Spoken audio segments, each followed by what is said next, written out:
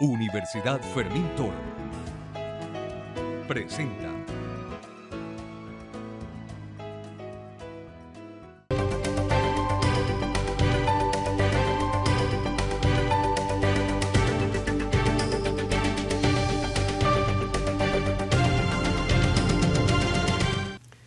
Bienvenidos a Aula Abierta, con una producción de UFT Televisión. Hoy conversaremos con Pedro Luis Pedrosa. Pedro es un consultor político venezolano a nivel internacional, muy importante, escritor de algunos libros, incluso comunicador social, aparte también oficial retirado de la Armada.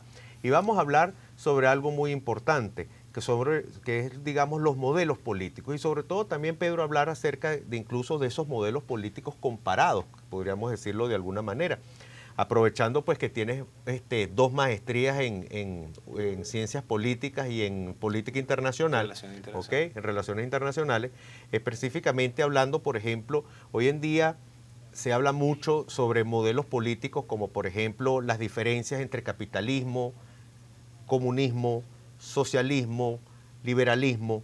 ¿Cómo pudiéramos abordar estos distintos modelos políticos que existen en la actualidad y que hoy en día pues siguen muy en boga, muy a pesar pues de que hay, digamos, una especie de pragmatismo, ¿okay? a nivel mundial, pero sobre todo pues sigue muy marcado sobre todo también esas tendencias que se habla de derechas o de izquierdas? ¿Cómo podemos abordar esto hoy en día? Bueno, ante todo, muchas gracias por invitarme a este programa, Germán. Gracias por la oportunidad que me has dado de compartir con la Casa de Estudios y en particular con la Escuela de Estudios Políticos que tú dignamente diriges. Gracias. Mira, primero es bien interesante porque nosotros en Venezuela tenemos muy poca cultura en ese aspecto.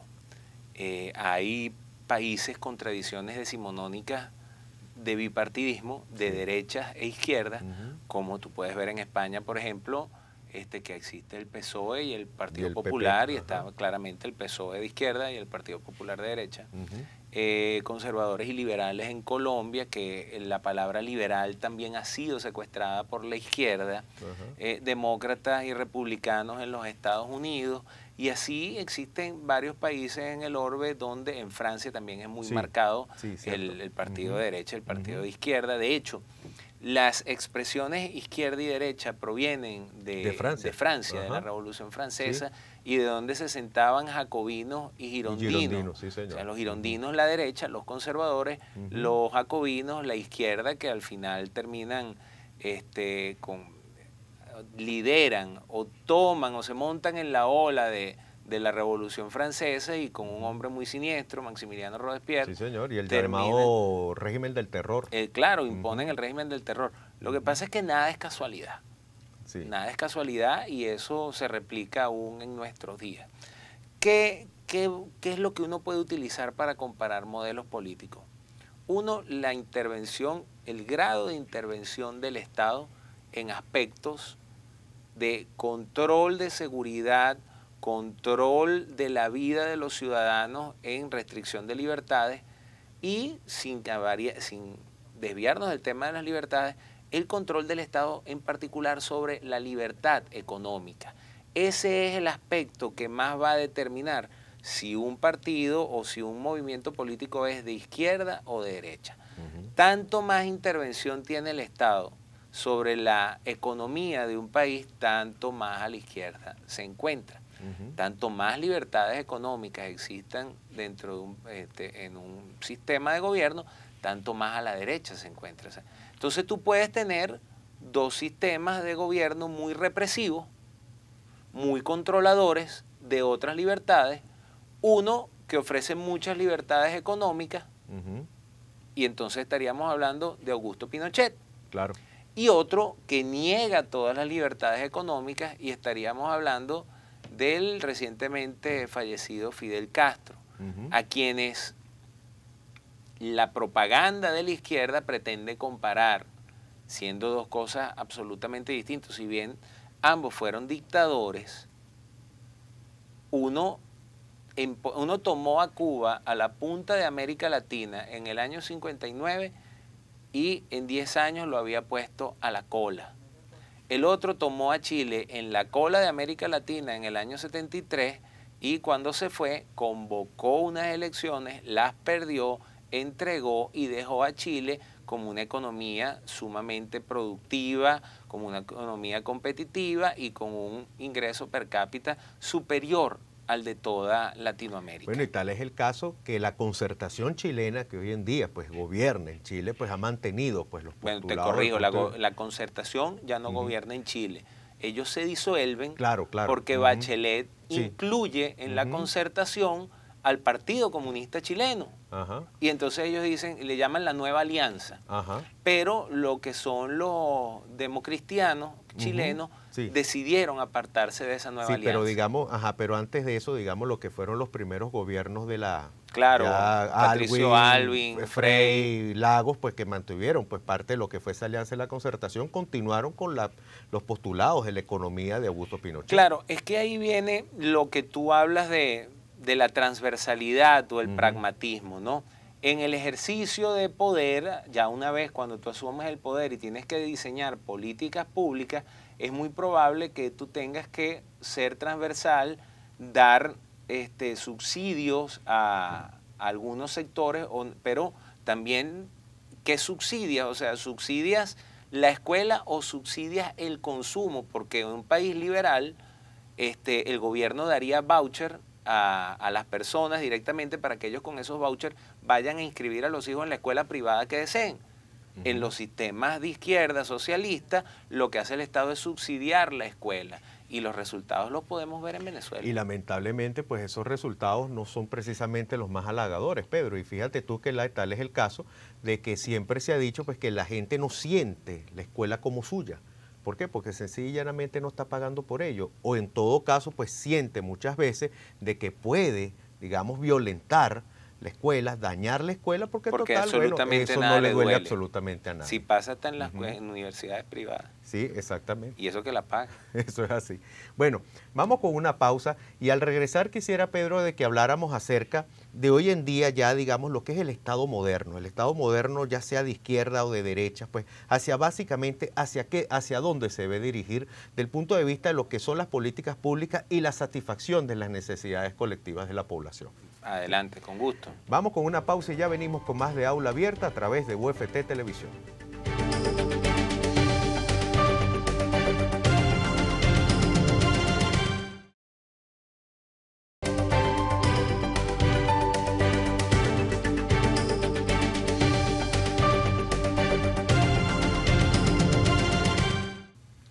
Continuamos con Aula Abierta, hoy hablando de un tema muy interesante, izquierdas o derechas, sistemas políticos comparados, con Pedro Luis Pedrosa, consultor político venezolano, consultor político también internacional, por decirlo de alguna manera.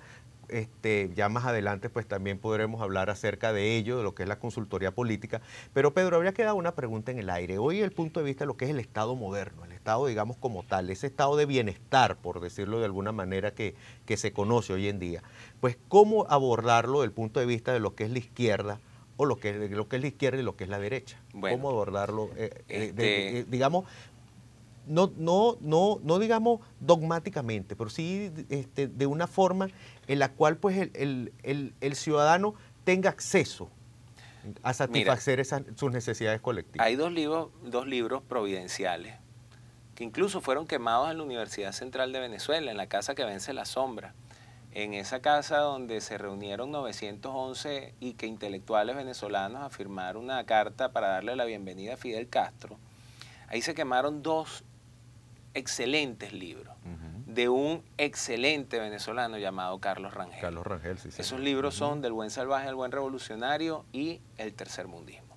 De manera premonitoria en esos libros, Rangel predecía lo que iba a suceder con Latinoamérica. ¿Por qué yo te hago este preámbulo? Porque tú me dices el Estado moderno. El Estado moderno no es de izquierda en ninguna parte del planeta, salvo en Corea del Norte y en Cuba, que se están muriendo de hambre. En Europa todos, y aquí podemos apelar a Giovanni Sartori, y cómo él define las democracias liberales. Las democracias liberales son sistemas políticos donde existen mecanismos de check and balance. ¿Okay? Hay tres poderes y cada poder se autorregula y se controla. Eso básicamente, a pesar de que hay monarquías, son lo que se llama hoy monarquías constitucionales, donde el rey ejerce o funge la función de jefe de Estado pero tiene un presidente, un primer ministro, jefe de gobierno, que es controlado por el Parlamento, que es controlado por las Cortes de Justicia.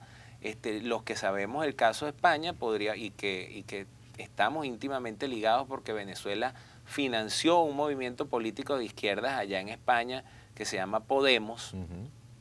Ellos dicen que nosotros tenemos una democracia muy perfecta y aquí hay casos de corrupción que jamás llegarán a tribunales. Bueno, pues entonces nosotros tenemos una democracia muy monárquica y los españoles tienen una monarquía muy republicana, porque allá la hermana del actual rey, la hija del rey anterior, ha ido a juicio, el marido ha sido sentenciado. Sí. O sea, que ni siquiera el rey está excluido de esos mecanismos de check and balance. Voy a lo de la izquierda. Entonces, ahí no hay izquierda. Ahí hay esas democracias liberales que de paso son sustentadas económicamente por un modelo de producción capitalista, donde la capacidad de producir riqueza está en manos de los particulares. Entonces, eventualmente llegan al poder partidos de izquierda como el PSOE o como el de François Hollande en Francia. Y la aparición de estos personajes y su ejercicio del poder determina un poco el aumento de la participación del Estado en algunos renglones de la vida de los ciudadanos. Vamos a hacer más escuelas, o sea, vamos a invertir más gasto público en escuelas, en subirle el sueldo a los maestros, en aumentar las pensiones, y eso suena muy bonito. Pero la verdad es que alguien paga el almuerzo. Cuando se le está aumentando el sueldo a los maestros, cuando se le aumentan pensiones a los jubilados, están metiendo la mano en los bolsillos de quienes están en efecto trabajando. Bueno, bien creo que era Margaret Thatcher que decía, el socialismo es bueno hasta que se gasta todos los reales de los demás. Hasta que se gasta el dinero de los demás. De hecho, todas las experiencias de derecha liberal o conservadora, que eso es otro tema que a ver si nos da tiempo a abordarlo, han sido exitosas. Margaret Thatcher rescató a la Gran Bretaña de una debacle. Ronald Reagan, que de paso la historia dio esa maravilla de que coincidieran en un momento de la historia tres gigantes como Ronald Reagan, Margaret Thatcher y Juan Pablo II, cuya acción conjunta en el ámbito de la política internacional lograron que el muro de Berlín cayera, lograron que la Unión Soviética cediera. Entonces, ¿dónde hablamos de izquierda y derecha hoy? Y ni siquiera de izquierda y derecha, ¿dónde hablamos exclusivamente de izquierda? Porque la derecha es satanizada, es asociada con militares, o sea, si es de derecha es militar, falso, falso, eso no es así. En Latinoamérica, por eso es que previamente nombré a Carlos Rangel. Y Carlos Rangel preveía ya en la década, finales de la década de los 70, principios de la década de los 80, la debacle y la miseria de América Latina, enamorada de un proyecto romántico, revolucionario, socialista de izquierda, encarnado por el recientemente fallecido Fidel Castro Ruz, que se convirtió en el prohombre de toda la izquierda latinoamericana. Y ese estigma lo cargamos todavía, y en particular en Venezuela, en los últimos 18 años. Ahora, hablando de eso, Pedro, en cuanto a izquierdas y derechas, ¿en Venezuela alguna vez ha existido una izquierda, una derecha, verdaderamente pues estuvieron delimitadas así como tal, o no? Bueno, qué bueno que me haces esa pregunta porque de ahí hay mucha tela que cortar. Pero me lo responde después de esta pausa. Con gusto. Y ya venimos con más de Aula Abierta a través de la señal de UFT Televisión.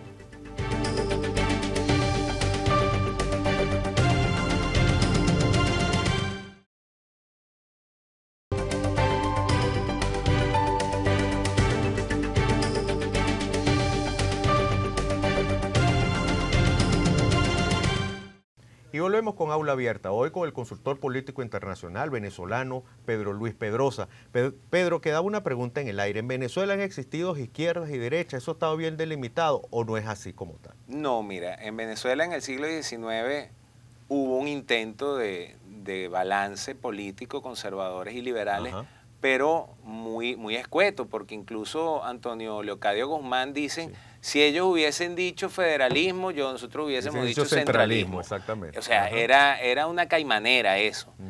Y durante la primera mitad del siglo XX en Venezuela hubo un intento de economía liberal que se trunca con el trienio Adeco, que no se recupera, no hay economía liberal, es mentira, que la dictadura de Marcos Pérez Jiménez sí fue una dictadura que impuso un orden y un sistema de seguridad. De paso, creo que las dictaduras hay que reivindicarlas en algunos momentos, pues no son lo mismo que tiranías, y la génesis de las dictaduras romanas era que ante situaciones de conmoción del imperio, el Senado le otorgaba poderes especiales a un general para que restituyese el orden en la república, porque Roma inicialmente, antes de ser de un imperio, fue una república. Pero en todo caso, la dictadura de Marcos Pérez Jiménez, que instauró un orden social, nunca fue una economía de mercado verdaderamente liberal, porque el desarrollo venezolano estuvo sustentado sobre el uso de la renta petrolera.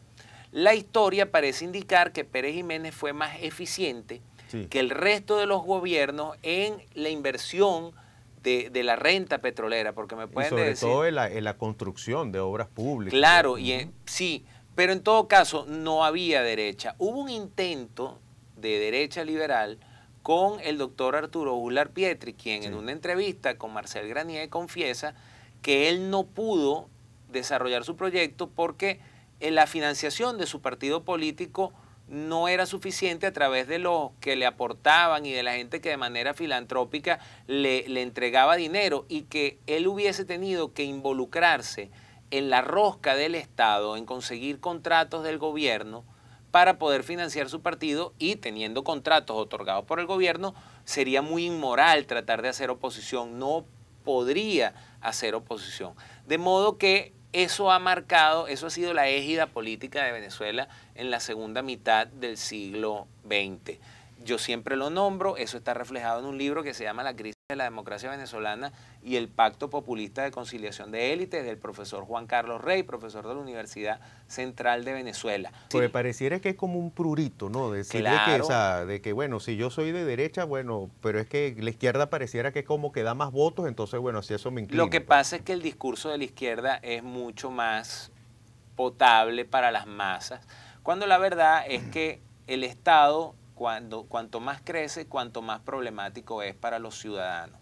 Cuando los ciudadanos tienen la capacidad de emprender, cuando los ciudadanos tienen la capacidad de crear riqueza y de ser propietarios de esa riqueza, en esa misma medida son más libres para opinar, son más libres para decidir su futuro, y el Estado tendrá menos posibilidades de intervenir en la vida de estas personas. Allá voy en una cuestión, Pedro, ya que quería apelar a tu condición como consultor político, y es específicamente aquí en la Universidad Fermín Toro, como tú lo sabes, pues y muchos, tenemos una escuela de ciencia política, y específicamente pues esos jóvenes politólogos en formación que tenemos actualmente en la Universidad Fermín Toro, o sea, muchos se están formando precisamente para posteriormente convertirse, ya sea en consultores o asesores o analistas políticos, y otros, bueno, que de repente pues están estudiando pues porque tienen otros tipos de ambiciones.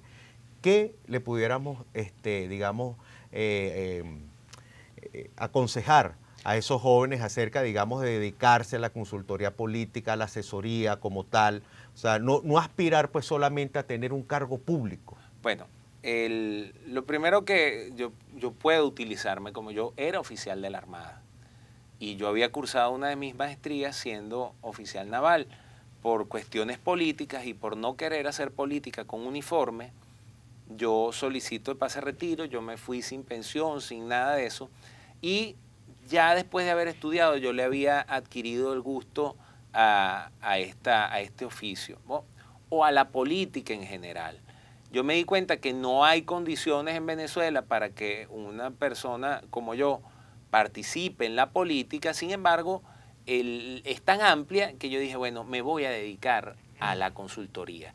Y yo creo que muchas veces quienes están estudiando ciencias políticas acá en la Fermín Toro, en la Central y en las otras escuelas de estudio político en Venezuela, no ven su carrera como lo que en efecto es como un negocio. La consultoría política es un negocio que me permite a mí tener...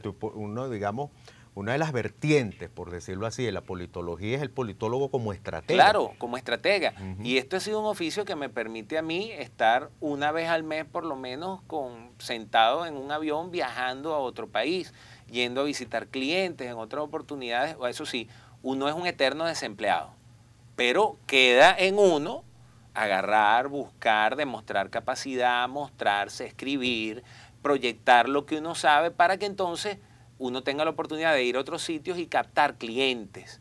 Y entonces depende de uno buscar clientes. O sea, el que se quiera dedicar a la política, a la consultoría política en Venezuela, tiene que tener espíritu de emprendedor, tiene que tener ganas de agarrar, montarse en el carro, ir a visitar a una persona, ofrecerle servicio, montarse en un avión.